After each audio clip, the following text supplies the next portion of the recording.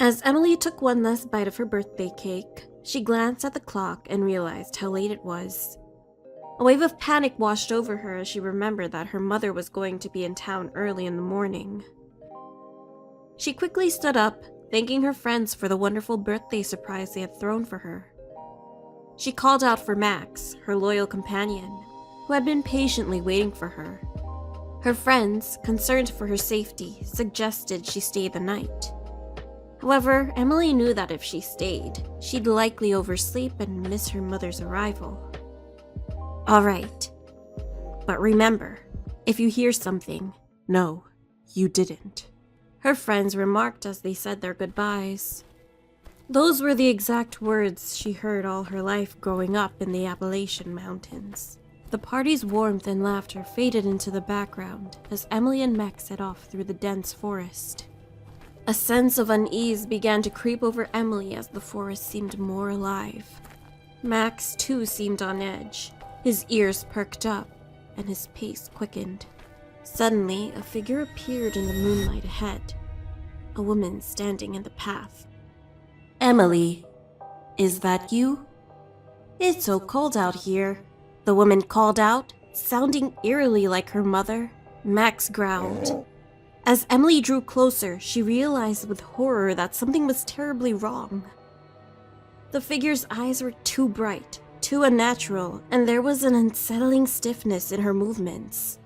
A sense of dread washed over Emily as she remembered the old tales of skinwalkers, beings that could mimic the voices and appearances of loved ones to lure their victims. As Emily and Max sprinted toward the cabin, the skinwalker's voice grew louder and more distorted, a chilling blend of her mother's voice and a sinister, otherworldly tone. Max started barking. Emily glanced back and saw a horrifying sight. The figure of her mother, now clearly not human, with glowing eyes and a twisted, snarling expression. The skinwalker moved towards them with a speed that seemed impossible for a human. Max barked again and leaped toward the creature, ready to defend Emily at all costs and let her go ahead of him. The skinwalker, however, seemed prepared for this, quickly dodging Max's attack with a swift, fluid motion. As Emily reached the cabin, she could hear the sounds of Max's growls and the skinwalker's eerie, mocking laughter behind her. She fumbled with the keys, her hands shaking with fear, and finally managed to unlock the door. With one last desperate look back, she saw Max holding his ground, facing off against the skinwalker. Emily rushed inside, slammed the door shut, and quickly formed a protective line of salt at the threshold. Emily whispered a prayer for her loyal companion, hoping that the protective measures would be enough. She rushed to secure every window and entrance, her hands trembling with each lock she fastened. Outside, the howls of the skinwalker grew more desperate. Max's barks were relentless. Emily peered through a crack in the curtains, her breath catching in her throat at the sight before her. The skinwalker, in its grotesque imitation of her mother, paced back and forth, its eyes burning with a malevolent light. It seemed to be searching for a way in, its form shifting and twitching unnaturally. Suddenly, it stopped and locked eyes with Emily, its gaze piercing through the darkness. "Emily, my dear, why won't you let me in? It's so cold out here." The skinwalker pleaded in a voice that eerily resembled her mother's.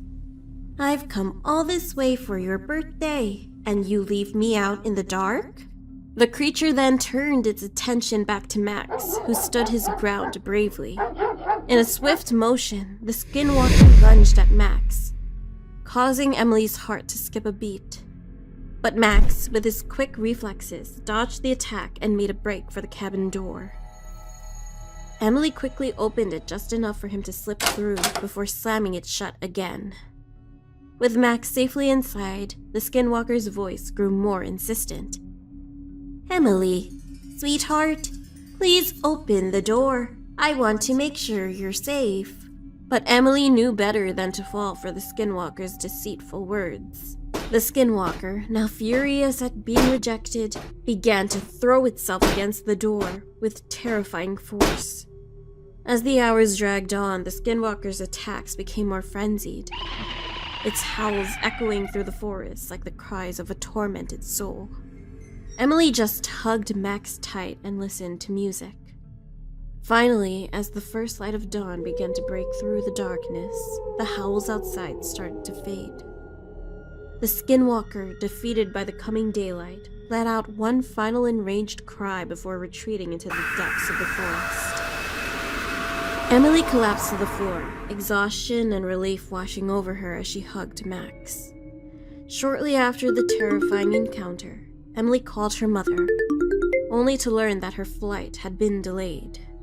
Throughout the day, Emily and Max stayed close, each providing comfort to the other as they tried to shake off the remnants of fear. And as night fell, Emily turned on every lamp in the cabin. She double-checked the locks on the doors and windows, the salt line still intact from the night before. The hours ticked by, and Emily's anxiety grew with each passing minute. Finally, a knock came at the door. Emily's heart leaped into her throat. Peering through the window, she saw her mother standing on the porch, her luggage in hand. Rushing to the door, Emily threw it open and embraced her, tears of relief streaming down her face. But as she pulled away, Emily's heart skipped a beat. There was a flicker of something in her mother's eyes that didn't quite belong there. "Are you okay, honey?" the figure said in her mother's voice, but something was off. A cold realization washed over Emily. She hadn't hugged her mother. She had embraced the Skinwalker. Panic surged through her as she pushed the creature away and slammed the door shut. She fumbled with the lock, her hands shaking uncontrollably. Outside, the Skinwalker let out a loud, chilling laugh. "Won't you let me in to celebrate your birthday?" Emily backed away from the door. Suddenly, she heard another knock, softer this time, coming from the back door. Peering through the window, she saw her mother standing there, confusion and fear on her face as Emily just stared. "Emily, what's going on? Why won't you let me in?" her mother asked. The Skinwalker, sensing its opportunity, began to mimic her mother's pleas. Emily's mind raced as she tried to distinguish between the two voices. In a moment of clarity, she remembered a secret her grandmother had once shared. A special knock, a family code that only they knew. Pressing her face close to the door, she called out, "Mom, do the knock! Do the knock!" After a tense moment, she heard it, the familiar rhythm of the secret knock. Relief flooded through her as she quickly opened the door and pulled her mother inside, locking the door behind them. Together they watched as the Skinwalker shifted and changed in the moonlight. Emily and her mother held each other close, as Max growled softly. In a desperate bid for safety, Emily's mother remembered an old family legend about a talisman hidden in the cabin, said to possess the power to repel evil. With no time to lose, Emily and her mother searched frantically, rummaging through the old boxes.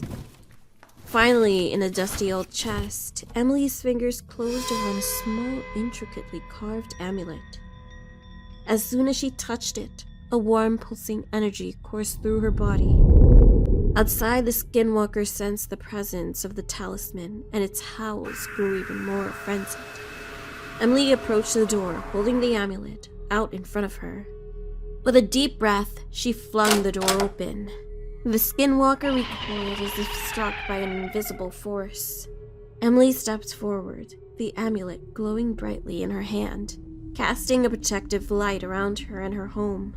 "Leave this place and never return," she commanded, her voice steady and filled with an authority she didn't know she possessed.